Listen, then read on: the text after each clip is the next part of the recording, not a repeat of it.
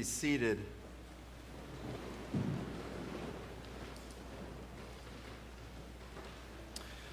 The title of my message this morning is The Desire to See, drawn from the verse in John's Gospel.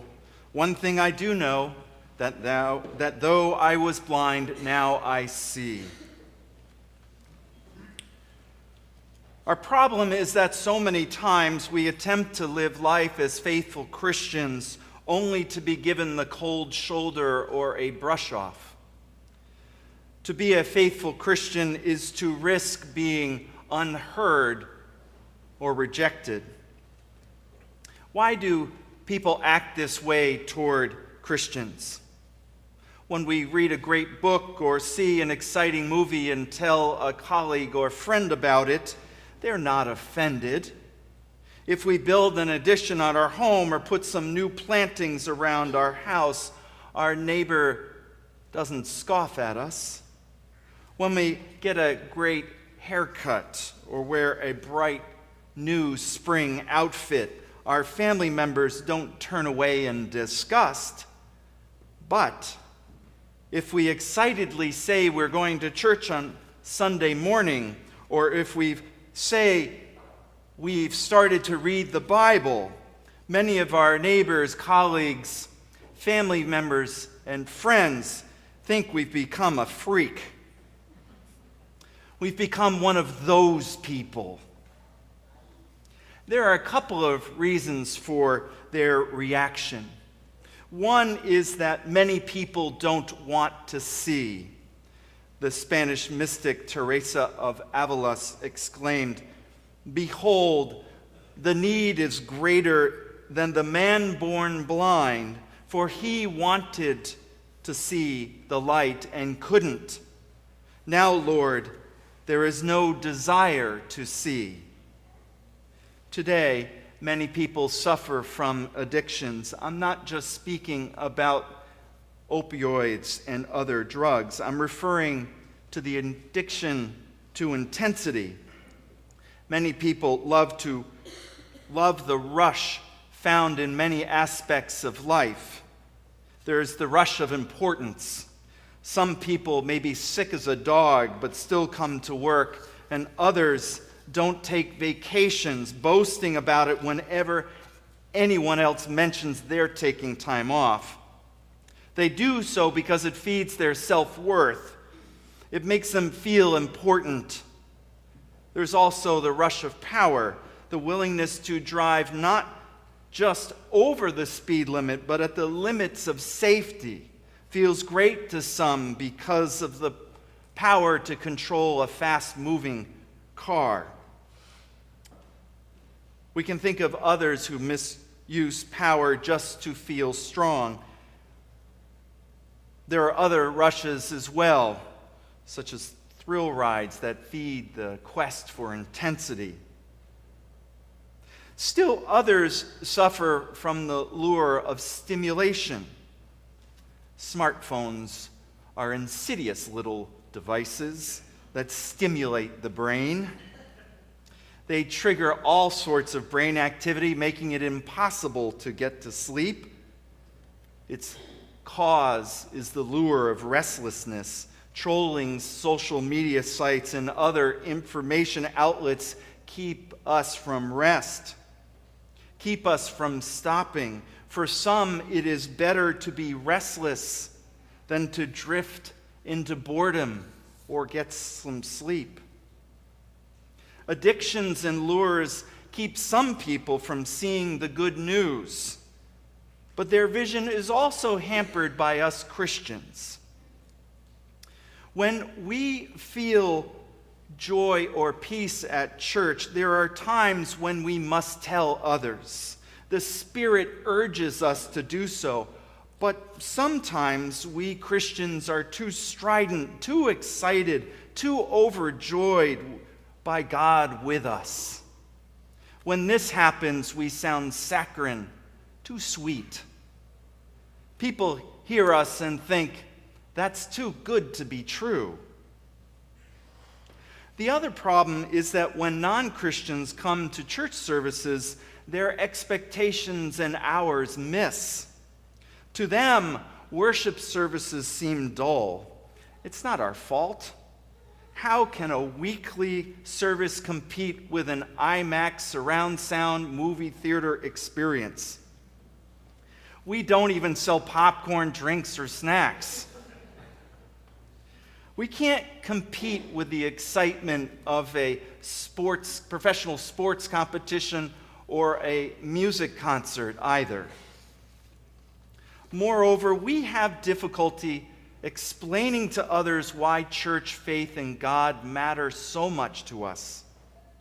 It is difficult to explain those moments when God moves powerfully in and among us. When a vision stirs us from sleep, we're not even sure it's really happening. How do we explain it to another person without them thinking, "Where's the straitjacket?" We hear a disembodied voice. We feel a beloved relative's presence even though they've been dead for years. We're moved to tears by a hymn or some wonderful organ music played so movingly by Rory. We were deeply comforted when we kneel at the communion rail. How can we put words into these experiences of the divine? The clue to bridging this divide is found in our gospel reading this morning. There is a man blind since birth who begs each day on the street corner until he meets Jesus. In the man's story, we discover the power of the good news and the lure of Jesus. The clue we need is in the man's final action and Jesus' concluding statement. Let's look closer at the gospel reading. Jesus healed the man blind since birth. When he returns home, his neighbors didn't recognize him. They treated the man as a stranger and a liar. Then he becomes an orphan, rejected by his parents. He goes unheard and finally driven out of their midst. Although they could see the man's sight had returned, his neighbors and religious leaders could not see the good news right in front of their faces. They were blind. The man tried to explain to them what had happened, but they couldn't understand it. Why? Teresa of Avila tells us they had no desire to see. They were addicted to the power of their religious laws. By these laws, they could control their own actions and those of who followed them. They were convinced that the only place God could be found was in the law. They could read the rules in those laws over and over again and say, "See, this is the way we are supposed to act. This is what God wants." It was stimulating and rewarding. In this way, the law was the smartphone of their time. Because of their adherence to the law, they had no desire to see. But there's another part to the story, one based on the man's interactions with Jesus. It makes all the difference.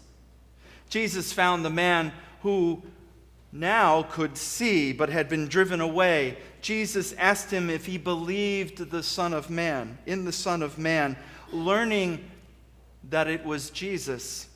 The man worshiped him. Then Jesus spoke about his mission. He said he came to earth so that those who do not see may see. Our clues are worship and Jesus' mission statement.